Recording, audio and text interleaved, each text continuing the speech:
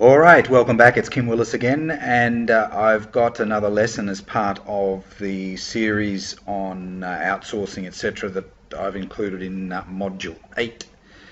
And this one is going to be about showing you how the back office of one of the big outsourcing platforms works, and this is Odesk.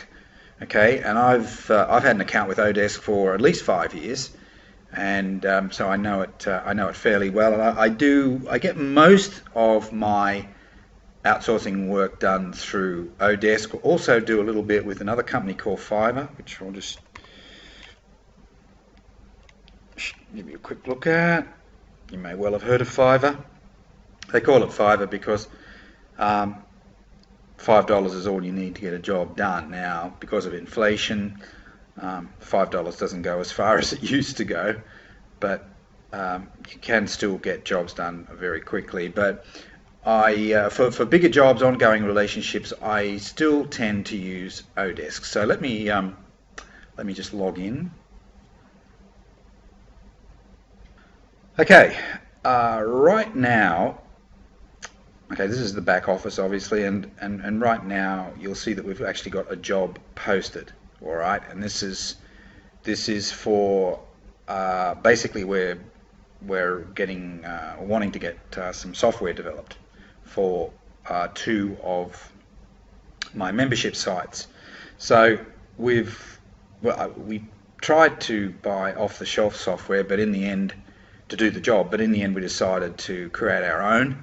Then it becomes an asset for the business, and indeed I guess we'll have opportunities to actually sell that software to other people that would value it.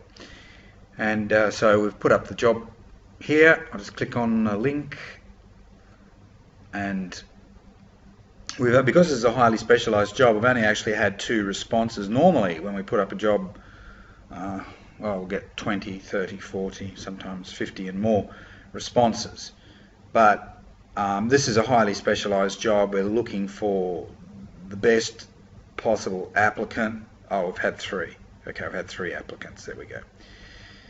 2 of whom are guaranteed, so their work is guaranteed. Odesk recently brought in a guarantee so that contractors that are on the guarantee system have their work guaranteed. So if I haven't actually looked into it that closely because I don't intimately run the outsourcing side of things anymore, but I believe it works something like if you're not happy with the work, you don't basically pay for it. I think that's basically it. A few caveats in there, but it gives employers or business owners a little bit more security. So here we've got 3 applicants for this job, 2 of whom are on the guarantee program. So if I'm being a prospective job giver, being an employer or a business owner or manager, for want of a better term, if I saw that we had 2 contractors that were under the guarantee system, on the guarantee system, and 1 contractor who was not, I guess you'd have to say it'd be more likely that I'd be going with one of the contractors that are on the guarantee. But look, it's not quite as clear cut as that, because we will look closely at the 3rd applicant's details. I think the reason why he's not on the guarantee is that he is a new contractor under the Odesk banner, so therefore hasn't built up runs on the board, hasn't got his rankings sorted out. So if we have a look down here, we'll see this guy here. Now he's charging more than the first guy because the first guy doesn't have any feedback, whereas this guy here does have feedback. He's got almost 5 stars, very high. He's had 100 hours with Odesk, based in Mexico. His hourly rate is higher for sure, but whereas this guy here, he's only done 10 hours with Odesk, and there's been no feedback given, probably because no jobs have actually been completed yet. Okay, whereas this guy, because he's done 100 hours, obviously he's had he would have had a fair number of jobs completed, and therefore, clients, let's call them that, clients have given him a ranking collectively of 4.95, almost 100%. 5 is the total, or is the goal for any of these contractors. That getting a 5 is a big thing, or at least getting very close to a 5. And he's had 13 reviews. You see that there, 13 reviews. Whereas this guy here, no feedback, and we've sent him a message and we're just waiting for his response. Okay, so that's a job that we've got up at the moment. I'll just give you an idea as to how we lay out the job.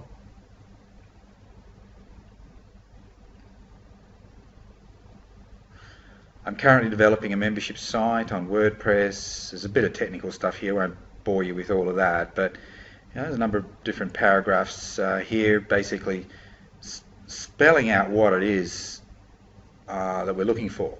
And of course, by spelling it out, and because it is such a highly specialized job, it does reduce the number of applicants.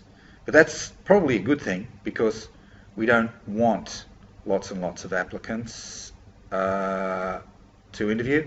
We just want a handful, because we know, because it just takes up a lot of our time when we're getting 50 applicants for a job. So sometimes it's better to, specify in a detailed way what your job is, and then you're much more likely to get the right fit. Okay. Down here it says there's 5 applicants. All right. Oh, by the way,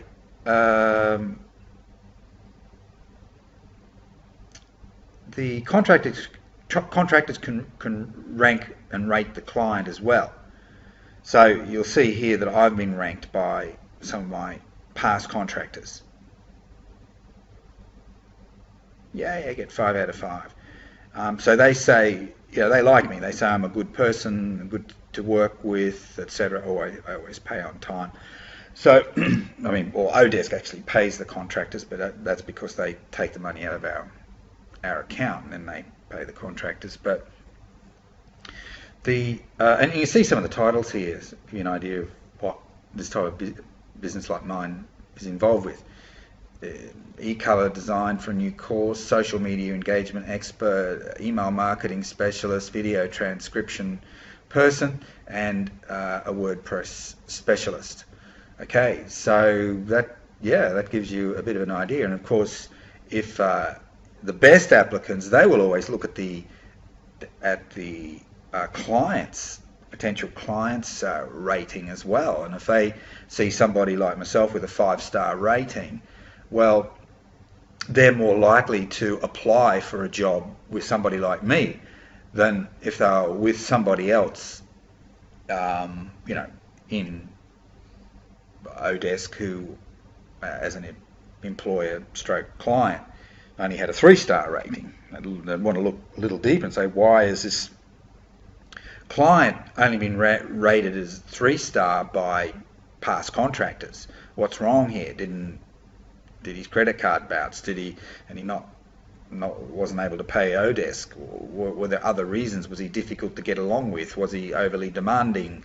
Was he abusive? All these sorts of reasons. And of course, good contractors are going to run a mile if they see problems like that. So overall, 42 reviews. So I've had 42 contracts that have completed successfully, and I've been given 4.98 over 42 reviews, which is pretty good, very high. Now, what else can I show you here? All right, I've spent $40,000. Now, some people say, you can, it's great dealing outsourcing to Asia and all this because you only pay $1 an hour and all this other stuff.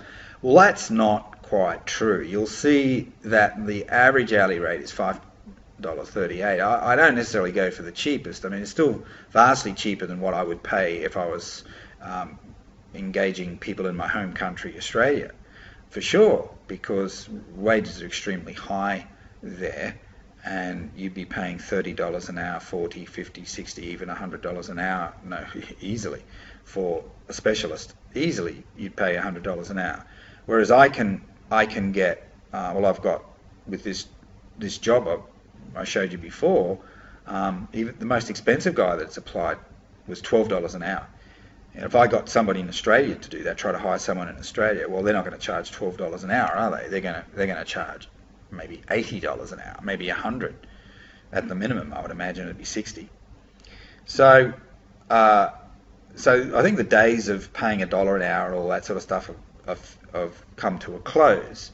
But you could still get some good work done, but as long for a fraction of what you would expect to pay in the West. So you can still save a lot of money. Now, the downside of outsourcing to second world countries or even third world countries is that sometimes they'll have connectivity problems with their internet. Sometimes they live in parts of the Philippines, for instance, where they have blackouts, power blackouts, particularly in summer. So they won't be working for you on those days, or they won't be doing much work for you. So there's downsides like that. Some countries, some contractors from some countries, they don't speak great English. The Philippines is popular because a high percentage of the people speak some English, not fluent, but they speak some English. And certainly a lot of the Filipino contractors that I've dealt with on Odesk speak pretty good English. It's not absolutely fluent Western type English, but they speak pretty good English, and that's definitely a big selling point when we're talking about Filipino contractors. Yeah, but there are downsides. They don't always, understand some of our cultural nuances. So sometimes we've really got to spell out the job to them, otherwise they won't quite understand it. You've got to be really crystal clear about what work it is that you want to have done. You don't want any misunderstandings, and misunderstandings can easily happen, particularly if there's a kind of a language barrier there.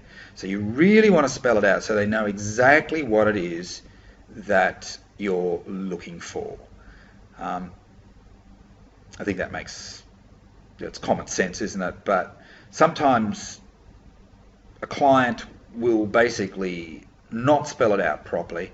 They'll just give a very sketchy detail of what is required, and then they expect the contractor to just go and do it without asking any more questions. And of course, sometimes what will happen is the job won't be done properly, and then the client will start blaming the contractor when it may not be the contractor's fault. It may be that the contractor was not briefed properly.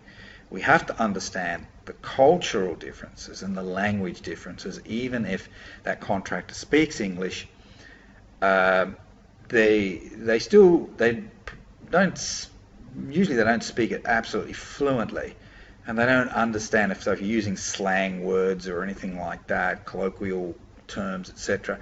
They may not understand it, and sometimes they won't actually admit that they don't quite understand. They don't want to admit that they're a little bit ignorant in that regard, and so they'll go ahead, do the job, but they didn't quite understand what it is that you were trying to get them to do. So you need to look at things like that. You need to set deadlines. So if you want to post a job from scratch, the sort of jobs that these contractors work well with are technical jobs, like this WordPress job, WordPress blog platform, anything to do with transcription services work well. So if I do a video and I want somebody to transcribe the text, the words into text, that can work well. I've got a fantastic lady in the Philippines that does that work for me when I need it. When I don't need it, I just no longer need it for a little while. I'll just close the contract, but then I open another contract with the same lady. Yeah, anything technical, IT related, WordPress. Now you see there's previous jobs, okay? So these are some of the jobs that I've hired people for in the past. And you see that telemarketer, haven't done so well there. And one of the reasons being is that even with a Filipino who speaks really good English, they still don't understand the nuances, the cultural nuances that apply for a country like Australia or the US or whatever. They don't completely understand that. They're usually not that good at building rapport with a prospect. They tend to be overly formal. That's just their culture. And sometimes you can knock it out of them. You can get them to change their ways a bit, but it's not easy because they're brought up with it. It's a formal culture. They're not laid back like, say, Australians, or even many Americans and Canadians, even British. They're not so laid back, so they're very formal. And if you're wanting to phone prospects, etc., the first rule of selling is to open a conversation, get some rapport going, get a little bit of a relationship happening. And they tend to be a bit weak in that area. But technical areas, fine. WordPress, even social media engagement, they can be quite good at that. Video transcription, writers and researchers, with a caveat there. If you're wanting really top shelf writing, you're really going to have to pay for it. It's not going to be $5 an hour. It's going to be more like $20 an hour. Okay. One of the best writers that I employed wasn't from Asia. She was from California. And she wasn't so expensive. She was less than $20 an hour, and she was really good.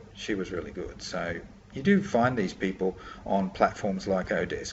PowerPoint professional. I had somebody put together a PowerPoint presentation, put some design flair in there. Research. They can be good at research. They may not be the right person to write the article, but they can do research for you really well. Website additions. What else? Facebook consultant, PowerPoints. Some of this is a bit repetitive. Website designer, they're good for all of that. Graphic design, e-cover. I've got a really good designer, and he does my e-covers, logos for different products or projects I'm involved with. Does all of that. You can get Google AdWords experts and Facebook PPC experts who can set up campaign for you. I wouldn't let them do it all, initially at least. I'd be wanting to sort of oversee it, hover over them, watch them like a hawk. Let them do some of it, and if they do that well, you're feeling confident, okay, give them some more. Teach by example. So with any of these things, I'm not talking about the super IT technical areas, but for something like PPC, I'm never going to allow a third party to run an ad campaign on Bing or something like that, or to set up an ad campaign on Bing, unless I've done that myself. And then I can teach them my way of doing it and make sure that they will conform with what I'm looking for, and then they can take it over from there. Appointment setter, well, that's telemarketing again. Backlinking expert. I don't do much backlinking or any these days, but I have done it in the past. Web designer, more of that. Aweber, autoresponder system. I got somebody to fix up some problems that I had with some of my email campaigns. Directory submission expert, web designer, banner ads, article spinner. I don't do that anymore, but I did it. I was doing it a few years ago. Design of banner ads. Got the idea? Bookkeeper. How about that? So these are all jobs that I've put up in the past. And some of these people are still active with me today. Others are more piecemeal. So my designer, I'll get him to do the job at hand, and then he finishes that job, and I might close that contract, and then I open another one, as I said, for the next job, because I may not have another job for him for 2 months, you see. Whereas I do have some contractors that have been with me for years because they're doing work for me regularly.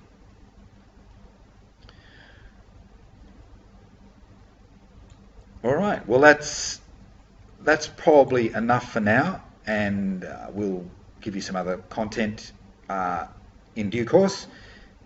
Hope you enjoyed it, got something out of it. Kim Willis, bye for now.